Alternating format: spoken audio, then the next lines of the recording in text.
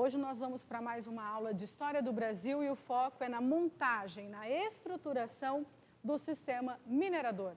Mas antes disso, não se esqueça de se inscrever no canal History Bell. Vai lá, dá seu like, que toda semana tem mais vídeos sobre História do Brasil. Vamos para a aula? Como que foi esse momento da descoberta, quando os portugueses encontraram ouro no Brasil? Vamos entender? Tudo começa no momento histórico, finalzinho do século XVII, vou te dar a data, hein, ó, 1693. Essa é a data que os bandeirantes encontraram ouro no Brasil. Mas esse ouro foi encontrado no momento, ó, de crise econômica. Crise econômica aqui, Brasil colônia, crise econômica lá na nossa metrópole, Portugal.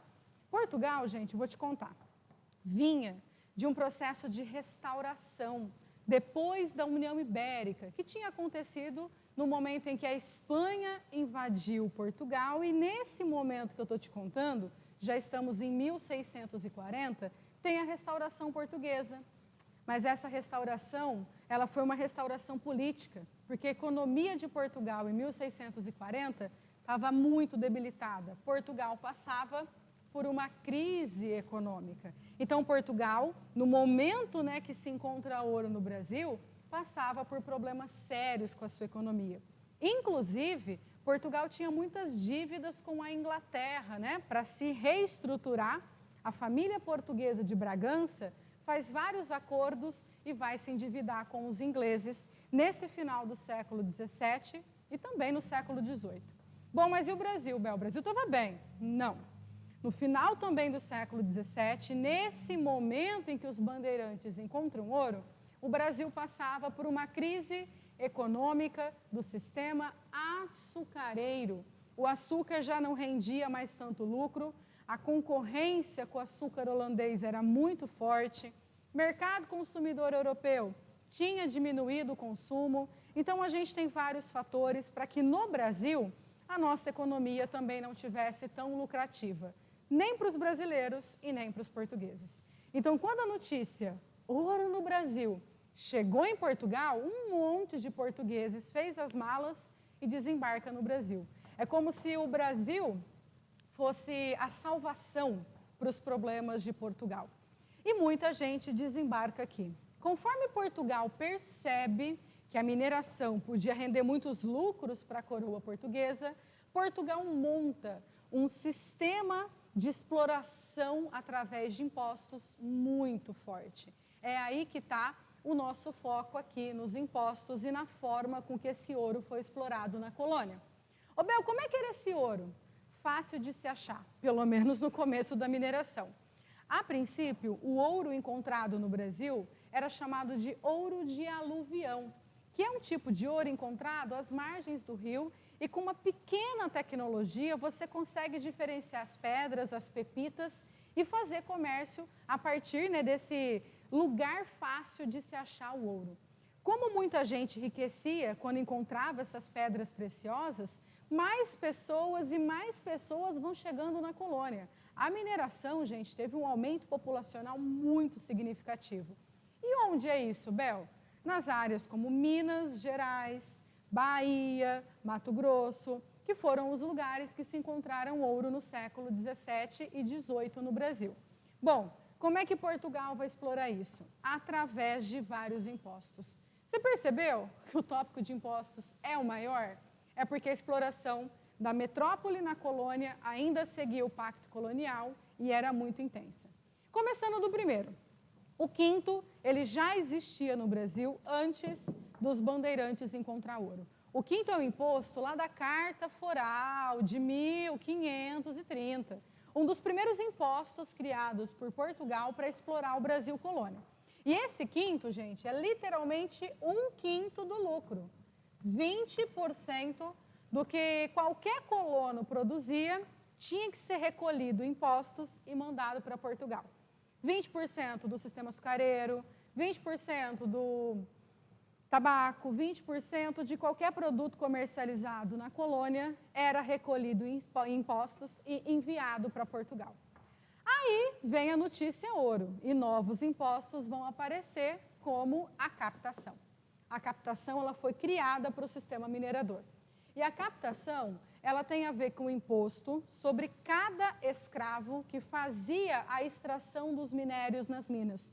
É o imposto per capita. É daí que vem captação, da palavra per capita, de cada pessoa escrava que trabalhava na área mineradora, recolhia-se a captação para que Portugal tivesse controle sobre quantas pessoas estavam extraindo os metais preciosos.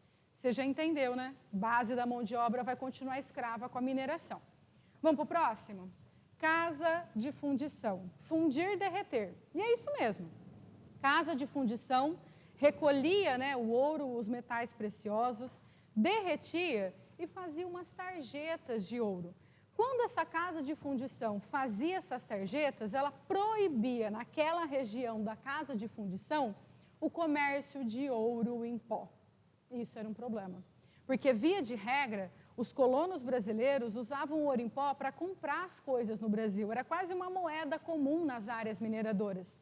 Quando a casa de fundição chegava numa região, ela causava, né, um certo estranhamento, os mineradores não concordavam, e a gente tem até revolta na história do Brasil, lá na casa de fundição de Ouro Preto, em 1720. Nós vamos estudar várias revoltas aí em uma outra aula nossa. Mas a casa de fundição é isso, ela derrete, ela padroniza, ela exige que o comércio pare de ser feito em ouro e pó, só nessas tarjetas. E tem mais. Com o passar do tempo, a casa de fundição vai ser tipo uma central de recolhimento de impostos. Ela vai recolher os impostos e mandar para Portugal. Então, ela funde e recolhe os impostos de uma área mineradora, certo? Mas Portugal queria mais. E aí, Portugal vai criar mais um imposto para a área mineradora, a finta. A finta era de 25 a 30 arrobas de ouro de uma área mineradora por ano. Você tem noção que uma arroba são 15 quilos?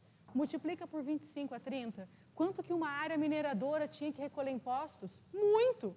E quando Portugal faz essa exigência, estávamos ainda em uma época de aumento, né, de extração de metais. O Brasil estava ainda num momento que podia se pagar essa quantidade de impostos, que era de 25 a 30 arrobas de ouro da área mineradora.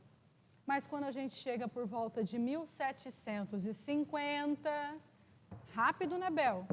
Você disse que o primeiro ouro foi encontrado aqui, ó, 1693. Agora você já vai falar de 1750, praticamente 50, 60 anos, a gente já entra no declínio da mineração. E já nessa época que o ouro não se encontrava com tanta facilidade, a gente tem um novo imposto criado por Portugal, a derrama. A derrama é o único que está aqui na lousa que vai substituir algum. A derrama substituiu a finta.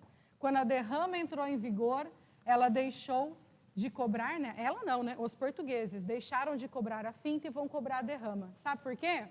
Ao invés de 25, 30 arrobas de ouro de uma área mineradora, Portugal vai passar a cobrar 100 arrobas de uma área mineradora por ano. Ou seja, no momento de diminuição da arrecadação de impostos, porque a mineração está em decadência, Portugal aumenta os seus impostos. Por quê? Porque Portugal não está preocupado com a colônia, Portugal está preocupado com o seu rendimento, com a exploração. Isso daqui é uma colônia de exploração. Fica claro quando a gente analisa a substituição da finta pela derrama, né? Bel, e aí? E aí que nesse momento, de 1750 para frente, já veio o Marquês de Pombal, muitos outros impostos foram criados e a estrutura do Brasil vai mudar. Mas a mineração já está dando sinais de esgotamento. Faltava tecnologia, faltava, né, subsídios para aumentar a capacidade de extração de minérios no Brasil. Certo, gente? Vamos seguir? Vamos seguir que Portugal também criou um órgão, agora é um órgão administrativo, para controlar aonde tem ouro e saber aonde são as áreas mineradoras. Esse órgão se chama Intendência das Minas. Não é de Minas Gerais, é Intendência das Áreas Mineradoras, tá, gente? Não tem nada a ver com o estado de Minas, isso não. A Intendência das Minas, ela vai organizar quem pode extrair o ouro em cada lugar. Por isso, a intendência chamava algumas áreas de exploração de faiscações. As áreas de faiscações eram pequenas empresas mineradoras, entregues às vezes para familiares, grupos pequenos, com pouca tecnologia. Algumas áreas de faiscação tinham só mão de obra familiar. Eles nem contratavam escravos, porque não se sabia quanto tempo poderia ser a exploração de metais naquela região. Mas tudo muda quando a gente vai estudar as lavras, porque as lavras eram grandes empresas mineradoras. Precisava-se de capital para investir, comprar escravos, extrair os minérios. Então, as lavras eram grandes empresas com grande investimento, entregues normalmente àqueles portugueses na colônia, que tinham mais proximidade com o rei de Portugal, com o governo geral, com o poder político português na colônia, né? E daí eu acho que você já lembrou, né? Tem uma cidade no sul de Minas com esse nome, porque lá você tinha especificamente uma grande área de empresa de extração de minério. A cidade de Lavras tinha uma lavra. É meio redundante, mas é para você saber os nomes, né? Na formação histórica do Brasil. Então, por hoje a gente estruturou, montou, mas fique claro que todo esse sistema minerador foi pensado para que os portugueses lucrassem cada vez mais com o Brasil colônia. Certinho, gente? Beijo, abraço, tchau, tchau.